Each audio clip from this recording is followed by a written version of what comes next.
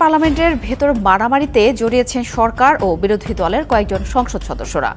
পার্লামেন্টে হাতাহাতি মারামারিতে জড়ালেন। দর্শক দেখতে পাচ্ছেন সংসদ ভবনের বাহিরেও মারামারি চলছে, সংসদ ভবনের ভিতরেও জামাত বিএনপি মুখোমুখি। এদিকে আজ সংসদ অধিবেশনের প্রথম দিনই ভয়াবহ পরিস্থিতি হয়েছে সংসদ ভবনের ভিতরে। বিএনপি জামাত মুখোমুখি, তারেক রহমানও এই গ্যাঞ্জামে জড়িয়েছে। এই নিয়ে সারা দেশে এই মুহূর্তে নতুন পরিস্থিতি। নতুন করে জাতীয় সংসদ বসতে যাচ্ছে।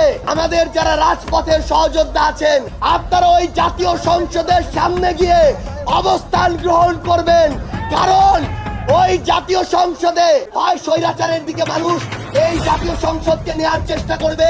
সকাল 11টায় ইতিমধ্যেই সব প্রস্তুতি শেষ। এ নিয়ে আরো জানাতে সংসদ ভবন এলাকা থেকে যুক্ত আছেন নাজমুস সাকিব। সাকিব, দীর্ঘদিন পর সংসদের অধিবেশন বসছে, এ উপলক্ষে সংসদ ভবন এলাকার পরিস্থিতি কি জানাবেন? যে কোনো নির্বাচিত সংসদের প্রথম অধিবেশনের প্রথম দিনেই মানুষের তুমুল আগ্রহ থাকে ওই সংসদের স্পিকার, নতুন স্পিকার এবং ডেপুটি স্পিকার কে হচ্ছেন তার দিকে। রাষ্ট্রপতিকে যতই খাটো করার চেষ্টা করুক এনসিপি বা জামাত, সরকার কিন্তু তার অবস্থান থেকে নড়ছে না। জাতীয় সংসদের আনুষ্ঠানিক সূচনা। স্পিকার না থাকায় সরকারি দলের একজন জ্যেষ্ঠ সংসদ সদস্যকে সভাপতি করে শুরু সংসদের কার্যবিধি। জাতীয় সংসদের প্রথম অধিবেশন আজ, এবং এই প্রথম অধিবেশনেই অস্থিতিশীল পরিস্থিতি হয় বিএনপি এবং জামাত মুখোমুখি অবস্থায়। দর্শক শ্রোতা, জাতীয় সংসদের স্পিকার নির্বাচনকে কেন্দ্র করে সারা দেশেই একটা অস্থিতিশীল পরিবেশ বিরাজ করছিল। আজকে দেখতে পারি অনেকে বলছে রাষ্ট্রপতি হয়েছেন স্পিকার, এবং এইটাকে কেন্দ্র করে রাষ্ট্রপতিরও কিন্তু খারাপ অবস্থা হয়েছে সেখানে। আপনারা দেখতে পারবেন সংসদ ভবনের ভিতরে কি কি কথা হয়, এবং তারেক রহমানও যে কঠিন একটি পদক্ষেপ নেন সংসদ ভবনের ভিতরে এবং এই সংসদের প্রথম অধিবেশনে, সেইটাও দেখতে পারবেন। আসুন আমরা কথা বাড়াচ্ছি না দর্শক শ্রোতা, আমরা সরাসরি ভিডিওর মূল আলোচনায় চলে যাচ্ছি। সকাল 11টায় ইতিমধ্যেই সব প্রস্তুতি শেষ। এ নিয়ে আরো জানাতে সংসদ ভবন এলাকা থেকে যুক্ত আছেন নাজমুস সাকিব। সাকিব, দীর্ঘদিন পর সংসদের অধিবেশন বসছে, এ উপলক্ষে সংসদ ভবন এলাকার পরিস্থিতি কি জানাবেন? অ্যানি ঠিকই কিন্তু বলছিলেন যে প্রায় 20 মাস পর কিন্তু আসলে যে ত্রয়োদশ সংসদের যে নির্বাচন হলো সেটার যে প্রথম অধিবেশন আজ কিন্তু হতে যাচ্ছে। অর্থাৎ একটা দীর্ঘ সময় পর কিন্তু আসলে সংসদ বসছে, এবং সেটাকে ঘিরে যেই সংসদ সদস্যদের মধ্যে উৎসাহ উদ্দীপনা সেটা কিন্তু গতকাল থেকে আসলে দেখছি।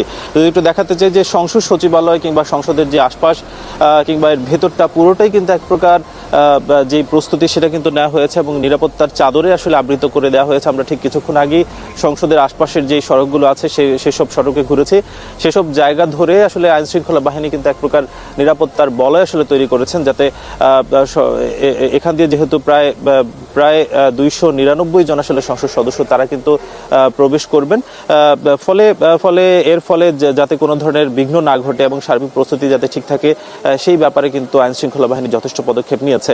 আমরা আসলে এই মুহূর্তে রয়েছে সংসদ সচিবালয়ে। একটু জানাতে চাই যে সকাল 11টা নাগাদ কিন্তু আজকের যে প্রথম অধিবেশন ত্রয়োদশের সেই অধিবেশনটি কিন্তু সকাল 11টা নাগাদ শুরু হবে, এবং সেখানে কিন্তু যেহেতু গতকালকে সংসদীয় সভা হয়েছে সরকারি দল বিরোধী দলের, সেই সভাগুলোতে আসলে যদিও নির্ধারণ করা হয়েছে কে আসলে স্পিকার কিংবা ডেপুটি স্পিকার হতে যাচ্ছেন, কিন্তু সেটা আসলে প্রকাশ করা হয়নি। ফলে আজকে কিন্তু এক প্রকার খালি চেয়ারের মধ্য দিয়ে কিন্তু সংসদের যে প্রথম অধিবেশন সেটা আসলে শুরু হতে যাচ্ছে, এবং বলা হচ্ছে যে প্রধানমন্ত্রী তারেক রহমান তিনি কিন্তু আসলে কে স্পিকার হতে যাচ্ছেন তার নাম প্রস্তাবনা করবেন, এবং তার নাম প্রস্তাবনার পরপর সংসদ সদস্যদের মধ্য থেকে কেউ একজন আসলে সেই প্রস্তাবকে সমর্থন দেওয়ার পরই কিন্তু আসলে স্পিকার পাওয়া যাবে। এছাড়াও ডেপুটি স্পিকারও কিন্তু গতকাল পর্যন্ত আসলে নির্ধারণ হতে দেখেনি। ফলে স্পিকার এবং ডেপুটি স্পিকার নির্ধারণের মধ্য দিয়ে আজকে কিন্তু যেই ত্রয়োদশ সংসদ সেটা কিন্তু শুরু হতে যাচ্ছে। এখানে কিন্তু স্পিকার ডেপুটি স্পিকার ছাড়াও আসলে সভাপতি মণ্ডলী মনোনয়ন করা হবে। এছাড়া শোক প্রস্তাব দেওয়ার আসলে যে পরিকল্পনা সেটাও কিন্তু রয়েছে। এই যে ত্রয়োদশ জাতীয় সংসদের যে প্রথম অধিবেশন, অন্যান্য অধিবেশনের মতোই আসলে এবারের কার্যক্রম রাখা হয়েছে, তবে এবার আসলে কিছুটা ভিন্ন রাখা হয়েছে। আরও কিছু নানা ধরনের ধরনের কর্মসূচি কিন্তু রাখা হয়েছে, যেখানে আসলে আমরা অন্যান্য সংসদগুলোতে দেখেছি যে রাষ্ট্রপতির আসলে ভাষণের পরপর সেই ভাষণের ওপর ধন্যবাদ জ্ঞাপন সহ নানা ধরনের আসলে যে আলোচনা সেগুলো হয়ে থাকে। তবে এখানে কিন্তু 133টি আসলে বলা যায় যে অধ্যাদেশ, সেসব বিষয়কে আলোচনা হওয়ার কথা রয়েছে এবং ঠিক দুপুর 2টা নাগাদ কিন্তু রাষ্ট্রপতি শাহাবুদ্দিন আহমেদ তিনি কিন্তু ভাষণ দেবেন। এবং এখনো পর্যন্ত বলা যায় যে সরকারি দল এবং বিরোধী দল মিলে প্রায় 297 জন যে সংসদ সদস্য রয়েছেন তাদের কিন্তু এখানে উপস্থিত হওয়ার কথা রয়েছে, যেহেতু 11টা নাগাদ আসলে সংসদ অধিবেশন বসবে এবং তাদেরকে বলা হয়েছে যে 10। আমরা যাই দেখি হচ্ছে মানে আজকের যেই কার্যপ্রণালী সেটা দেখি, তারপর হচ্ছে সে অনুযায়ী হচ্ছে আমাদের ফাংশনালিটিস থাকবে। অবশ্যই রাষ্ট্রপতি আপনাদের অবজেকশন ছিল, উনি ভাষণ দেবেন, তো সেই সময় আপনাদের অবস্থানটা কি হবে? রাষ্ট্রপতি তো তার শপথ ভঙ্গ করেছে এবং সে তো ফেসিস্ট অ্যানাবেলার এবং এই কিলিং প্রসেসটাকে সে হচ্ছে সহযোগিতা করেছে জুলাইয়ে। তো সেই জায়গা থেকে তার মোরাল তো কোনো গ্রাউন্ড নাই আজকে জুলাইয়ের মধ্য দিয়ে অর্জিত এই পার্লামেন্টে এসে ভাষণ দেওয়ার। দেখি আমরা সাংগঠনিকভাবে বা আমরা অ্যাজ এ দলগতভাবে আজকে আমরা কি স্টেপ নেই আপনারা দেখতে পাবেন। অবশ্যই এটা ফাংশনাল আমরা একটা পার্লামেন্ট চাই, যেই পার্লামেন্টে জাতির সকল সমস্যার সমাধান হচ্ছে পার্লামেন্ট থেকে উঠে আসবে। অংশগ্রহণমূলক একটা পার্লামেন্ট আমরা চাই। আমরা দলগতভাবে এই বিষয়গুলো নিয়ে আমরা কথা বলবো। ভালো। বিগত ত্রয়োদশ জাতীয় সংসদ নির্বাচনে কি আসলেই ব্যাপক কারচুপি বা ইলেকশন ইঞ্জিনিয়ারিং হয়েছিল? এতদিন যারা এই দাবিকে হেসে উড়িয়ে দিচ্ছিলেন তাদের মুখে এবার কুলুপ পড়ার সময় এসেছে। কারণ সাবেক পরিবেশ ও বন উপদেষ্টা সৈয়দা রেজওয়ানা হাসানের পর এবার স্বয়ং বিএনপি যেন স্বীকার করে নিচ্ছে যে নির্বাচনে চরম জালিয়াতি হয়েছে। আর মজার ব্যাপার হলো যে জামায়াত ইসলামীকে এই নির্বাচন নিয়ে প্রশ্ন তোলার কারণে কাঠগড়ায় দাঁড় করানো হয়েছিল, এখন খোদ বিএনপি নেতারা সেই একই পথে হাঁটছেন। চলুন দেখি কিভাবে নিজেদের অজান্তেই থলের বিড়াল বের করে দিচ্ছেন তাবড় তাবড় নেতারা, আর আমাদের সুশীল সমাজের মুখোশ কিভাবে খসে পড়ছে। পুরো ভিডিও জুড়ে সাথে থাকুন, না হলে অনেক কিছুই মিস করবেন। বিষয়টা একটু গভীরভাবে বুঝতে হবে। নির্বাচনের পর থেকেই জামায়াত ইসলামীর পক্ষ থেকে বারবার দাবি করা হচ্ছিল যে এই নির্বাচনে ব্যাপক কারচুপি হয়েছে। বিশেষ করে নির্বাচনের দিন সারাদিন ভোট গ্রহণ ছিল সম্পূর্ণ শান্তিপূর্ণ, কোথাও কোনো গ্যাঞ্জাম বা সহিংসতার খবর পাওয়া যায়নি। এমনকি সারাদিন সুষ্ঠু পরিবেশ বজায় রাখার জন্য সেনাবাহিনীকে ধন্যবাদও দেওয়া হয়েছিল। কিন্তু আসল খেলাটা শুরু হয় মূলত সন্ধ্যা 7টার পর। ফল ডাকাতির এক নতুন ফর্মুলা। শেখ হাসিনার আমল থেকে শিক্ষা নিয়ে তারা এমন এক অভিনব জালিয়াতির পথ বেছে নিয়েছে যা সাধারণ মানুষের ধারণারও বাইরে ছিল। জামায়াত যখন এই ফল ডাকাতি আর ইলেকশন ইঞ্জিনিয়ারিং এর অভিযোগ তুলল তখন অনেকেই নাক সিটকেছেন। এরপর সৈয়দা রিজওয়ানা হাসান যখন প্রকাশ্যে স্বীকার করে নিলেন যে উগ্রবাদী বা বিশেষ কোনো শক্তিকে মেইনস্ট্রিমে বা ক্ষমতায় আসতে না দেওয়ার জন্যই তারা এই পদক্ষেপ নিয়েছেন এবং এটাই তাদের সবচেয়ে বড় সফলতা, তখন বিষয়টা পানির মতো পরিষ্কার হয়ে যায়। কিন্তু চমকপ্রদ ব্যাপার ঘটলো এরপর। কখনো যেন এই জাতীয় শক্তি মেইন স্ট্রিম না হতে পারে, আমরা সেই কাজটা করতে পেরেছি, তাদেরকে আমরা মেইন স্ট্রিম হতে দেই নাই। ঢাকা 16 আসনে বিএনপির প্রার্থী দলের জ্যেষ্ঠ নেতা এবং টেকনোক্র্যাট কোটায় হওয়া বর্তমান ক্রীড়া প্রতিমন্ত্রী আমিনুল হক নির্বাচনে জামায়াতের প্রার্থী আব্দুল বাতেনের কাছে হেরে যান। আর এই হারের পর তিনি কি করলেন? তিনি সোজা হাইকোর্টের নির্বাচনী বেঞ্চে গিয়ে মামলা ঠুকে দিলেন। অভিযোগ কি? সেই একই অভিযোগ, নির্বাচনে ব্যাপক কারচুপি এবং ইলেকশন ইঞ্জিনিয়ারিং। শুধু আমিনুল একা নন, তার মতো বিএনপির আরও 8 জন প্রার্থী হাইকোর্টে এই ইলেকশন ইঞ্জিনিয়ারিং এর অভিযোগ এনে মামলা দায়ের করেছেন। এর মধ্যে বাগেরহাট 2 আসনের মতো জায়গাও রয়েছে।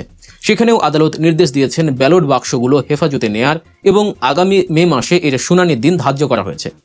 এখানে একটা বিষয় পরিষ্কার করা দরকার। আমাদের দেশের কিছু মূলধারার মিডিয়া ফলো করে প্রচার করছে যে হাইকোর্ট নাকি পুনরায় ভোট গণনার নির্দেশ দিয়েছে। এটি সম্পূর্ণ ভুয়া এবং মিথ্যা খবর। আদালত শুধু ব্যালট সংরক্ষণের নির্দেশ দিয়েছেন। বুঝতেই পারছেন কিভাবে ভুয়া খবর ছড়িয়ে দেওয়া হয়। এখন সবচেয়ে বড় প্রশ্নটা এখানেই, জামায়াত এই নির্বাচনে কারচুপির অভিযোগে মামলা করেছে মোট 7টি আর বিএনপি মামলা করেছে 8টি, অর্থাৎ ইলেকশন ইঞ্জিনিয়ারিং এর অভিযোগ তোলায় এখন জামায়াতের চেয়ে বিএনপি এক কদম এগিয়ে। দর্শক, দেশের রাজনীতির এমন সব জটিল সমীকরণ, পর্দার আড়ালের খেলা আর বুদ্ধিজীবীদের দ্বিমুখী নীতির আসল রূপ নিয়মিত দেখতে গল্প নিউজ চ্যানেলটি এখনই সাবস্ক্রাইব করুন। চলুন মূল আলোচনায় ফিরে যাই।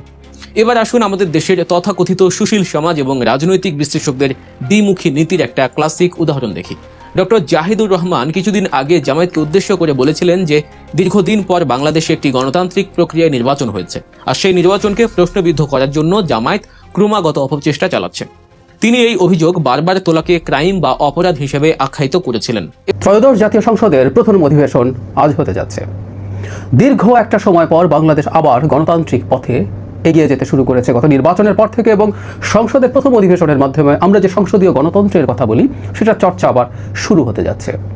নানা রকম সমস্যা, সংকট, সম্ভাবনা আছে, কোনো সন্দেহ নেই, কিন্তু আমরা আশা করব বাংলাদেশের এই গণতান্ত্রিক অগ্রযাত্রা চলতে থাকবে। ভবিষ্যতের বাংলাদেশে আমরা কখনো যেন নির্বাচনকে কোনোভাবে প্রভাবিত করে জেতার চেষ্টা না করি। সেই চেষ্টাটা না করলেই আসলে বাংলাদেশ পাল্টে যাবে। বহুদিন থেকে এই কথা বলি, কিন্তু শুরু যে সেশনটা আছে সেই সেশনটা বেশ বিতর্কিত বা বিতর্কের জায়গা হয়ে উঠেছে, বিশেষ করে রাষ্ট্রপতিকে সামনে রেখে। দুটো দল, জামায়াতে ইসলামী এবং এনসিপি, তারা জোটে আছেন, কিন্তু একটু ভিন্ন ধরনের দাবি করেছেন। এনসিপির দাবি হচ্ছে রাষ্ট্রপতিকে প্রথম অধিবেশনেই অভিশংসন করতে হবে। জামায়াতে ইসলামী তারা খোলাসা করেননি তারা কি করবেন, কিন্তু তারা বলছেন যে এটা উনি স্বৈরাচারের দোসর, তাই তার কোনো অধিকার নেই সংসদে ভাষণ দেওয়ার। বিএনপি কেন এটা করেছে আর তারা তো সেটা জানেন না। আমরা দেখলাম গতকালই সংসদীয় যে দল আছে তার বৈঠকের পর জনাব আব্দুল্লাহ মোহাম্মদ তাহের, জামাতের নায়েবে আমির, এই কথাগুলো বলছেন, এবং তাদের একটা প্ল্যান আছে আজকের যে সংসদ অধিবেশন আছে সেটা নিয়ে। সেটা কি হতে পারে? আচ্ছা, তার আগে একটা কথা একটু বলে রাখা দরকার, রাষ্ট্রপতি স্বৈরাচারের দোসর কিনা, তার ভাষণ দেওয়াটা জরুরি কিনা, ইত্যাদি ইত্যাদি। অ্যাপারেন্টলি তার ভাষণ দেওয়া খুবই জরুরি, এটা সাংবিধানিক নিয়ম। আর্টিকেল 73 আপনারা দেখবেন, ওর মধ্যে 2 আছে, প্রতি বছর প্রথমের যে অধিবেশন হবে সেটা তো বটেই, নতুন সংসদ যখন গঠিত হবে তার প্রথম অধিবেশনে রাষ্ট্রপতি ভাষণ দেবেন। সুতরাং রাষ্ট্রপতির ভাষণ দেওয়ার সাংবিধানিক বাধ্যবাধকতা আছে। এখন কেউ বলতেই পারেন আমরা কি এই গত যে গণঅভ্যুত্থান পরবর্তী সময়ে সাংবিধানিক বাধ্যবাধকতা সব ক্ষেত্রে মেনেছি? উত্তর হচ্ছে না। কিন্তু একই সাথে এটাও সত্য, আমরা সংবিধান ছুঁড়ে ফেলে টেলে দেইনি। আমাদের সংবিধানটা ছিল এবং এই সংবিধানটা ছুঁড়ে ফেলে দিতে হবে, ছুঁড়ে ফেলে দেওয়ার চেষ্টা হবে, সেটা হয়েছে। এবং এটা একটা গুরুত্বপূর্ণ লড়াই ছিল, যে লড়াইয়ের একটা অংশ আমিও ছিলাম, এবং এতে অনেকের বিরাগভাজন হয়েছে এবং আমাকে অনেকে টার্গেট করে নানান বক্তব্য দিয়েছেন যে বিপ্লব হয়ে উঠতে দেইনি আমি, গণঅভ্যুত্থানকে বিপ্লব বানানোর চেষ্টা হয়েছে, সংবিধান ছুঁড়ে ফেলে দিতে হবে, রাষ্ট্রপতিকে সরিয়ে দিতে হবে, সেনাপ্রধানকে সরিয়ে দিতে হবে, এরকম নানান দাবি আসলে ছিল। কিন্তু যে কথাটা বলছিলাম যে রাষ্ট্রপতির ভাষণটা সাংবিধানিক এবং এটা ভাঙা যাবে না একেবারেই, এভাবে দেখার কিছু নেই। কারণ আমরা এবার সংসদে আমাদের বেশ কিছু জিনিস যেগুলো আমরা আগে সংবিধান মতো করিনি, সংবিধানের বাইরে গেছি, সেগুলো র্যাটিফিকেশন করতে হবে, ওগুলো সংবিধানের ইনক্লুড করতে হবে। এটা হয় যে কখনো কখনো বিশেষ পরিস্থিতিতে আমরা সংবিধানের বাইরে কাজ করি, সেটা পরবর্তীতে সবার ঐক্যমত্যের ভিত্তিতে, অন্তত সংবিধান সংশোধনের যে নিয়ম আছে সেই পরিমাণ মেজরিটির ভিত্তিতে সেই কাজগুলো করা হয়, সেটা করতে হবে। সুতরাং রাষ্ট্রপতির ভাষণ তাত্ত্বিকভাবে বলছি, তিনি যদি নাও দিতেন সেটা র্যাটিফাই করা যেতে পারত, এটা অসুবিধা ছিল না। কিন্তু আমাদের প্রশ্ন হচ্ছে রাষ্ট্রপতি ভাষণ কেন দেবেন না? রাষ্ট্রপতির ভাষণ না দেওয়ার পক্ষে যে যুক্তি দেওয়া হচ্ছে স্বৈরাচারের দোসর ইত্যাদি ইত্যাদি, তাহলে তো এই প্রশ্ন আসে, আমাদের যে অন্তর্বর্তীকালীন সরকার ছিল তারা তো রাষ্ট্রপতির কাছে শপথ নিয়েছিলেন এবং তারা আমাদের প্রধান উপদেষ্টা ছিলেন আদতে রাষ্ট্রপতির প্রধান উপদেষ্টা, এবং অন্য উপদেষ্টারা ছিলেন রাষ্ট্রপতির উপদেষ্টা, তারা সেভাবে কাজ চালিয়েছেন। সুতরাং তখন যেটা করলেন, এবং বিশেষ করে খুব ইন্টারেস্টিংলি 2জন ক্যাবিনেট মিনিস্টার, তখন 3জন আছেন, উপদেষ্টা হিসেবে তারা ছিলেন। যে কোনো নির্বাচিত সংসদের প্রথম অধিবেশনের প্রথম দিনেই মানুষের তুমুল আগ্রহ থাকে ওই সংসদের স্পিকার, নতুন স্পিকার এবং ডেপুটি স্পিকার কে হচ্ছেন তার দিকে, এবং গুরুত্বপূর্ণ যে বিষয়টি থাকে সেটা হচ্ছে রাষ্ট্রপতির ভাষণ। সেটির উপরে মোটামুটি পক্ষ বিপক্ষে বক্তব্য চলে কয়েকদিন ধরে। কিন্তু এবারের পরিস্থিতি নিঃসন্দেহে একেবারেই ভিন্ন। স্পিকার, ডেপুটি স্পিকার কে হচ্ছেন সেদিকে তো মানুষের দৃষ্টি আছে, যদিও স্পিকারের নাম আমরা এর মধ্যে জানতে পেরেছি। সবচেয়ে বড় কথা, রাষ্ট্রপতি প্রথম অধিবেশনের প্রথম দিনে যে বক্তব্য দিতে যাচ্ছেন, তিনি আওয়ামী লীগ কর্তৃক মনোনীত হলেও সেই আওয়ামী লীগের বিরুদ্ধেই কথা বলবেন, জুলাই গণহত্যা নিয়ে কথা বলবেন, ফ্যাসিবাদ শব্দগুলো নিশ্চয়ই তার বক্তব্যে থাকবে। এদিক থেকে এই অধিবেশন বেশ উপভোগ্য হয়ে উঠবে। এবং একই সঙ্গে ডেপুটি স্পিকার নিয়ে এখনো পর্যন্ত জটিলতা। একই সাথে এই প্রথমবারের মতন কোনো সংসদের প্রথম অধিবেশন সভাপতির আসন ছাড়াই অনুষ্ঠিত হতে যাচ্ছে, শুরু হতে যাচ্ছে। তাহলে কি হবে? সভাপতিত্ব ছাড়া একটা অধিবেশন কিভাবে চলতে পারে? যেহেতু 2024-এর যে সংসদ, সেটি 5 আগস্টের অভ্যুত্থানের পরপরই স্পিকার এখনো পর্যন্ত নিখোঁজ, সাধারণ মানুষের কাছে তিনি নিখোঁজ অবস্থাতেই আছেন। আর ডেপুটি স্পিকার শামসুল ইসলাম টুকু, তিনি তো কারাগারে আছেন। অতএব বিগত সংসদের স্পিকার বা ডেপুটি স্পিকারদের সভাপতিত্ব করার এই মুহূর্তে কোনো সুযোগ নেই। তাহলে কে সভাপতিত্ব করবেন? এই সংসদের নেতা নিঃসন্দেহে প্রধানমন্ত্রী তারেক রহমান, তিনি সংসদ নেতা হিসেবে তার বক্তব্য শুরু করবেন এবং সংসদ সদস্যদের মধ্য থেকে তিনি একজনকে আহ্বান জানাবেন সভাপতিত্ব করার জন্য। তিনি সভাপতিত্ব করবেন এবং তার সভাপতিত্বে স্পিকার এবং ডেপুটি স্পিকার মনোনীত হবেন। এখন স্পিকার ডেপুটি স্পিকার দুজনেই বাংলাদেশের যে সংসদীয় প্রথা সে অনুযায়ী সরকারি দল থেকেই মনোনীত হয়ে থাকেন, নির্বাচিত হয়ে থাকেন। কিন্তু এবার আমরা স্পিকারের নামটি এর মধ্যে জেনেছি ঘোষণা। দর্শক আপনারা হয়তো দেখলেন এখানে কি কথা হচ্ছে, অনেকেই কিন্তু অনেক কথা বলতেছে, অনেকে আলোচনা করতেছে, অনেকে সমালোচনা করতেছে দেশের বিভিন্ন অবস্থা এবং পরিস্থিতি নিয়ে। বিশেষ করে এখানে দেখতে পাচ্ছি সংসদ ভবনের আজকে যে প্রথম অধিবেশন, এই প্রথম অধিবেশনকে কেন্দ্র করে অনেকে অনেক কথা বলতেছে এবং ওই অধিবেশন নিয়ে বা রাষ্ট্রপতির পদ বা স্পিকারের পদ এইগুলো নিয়ে যে অনেক আলোচনা সমালোচনা হয়। গাইজ, এই বিষয়গুলো দেখে এবং দেশের রাজনীতির প্রেক্ষাপটগুলো নিয়ে আপনার মন্তব্য কি?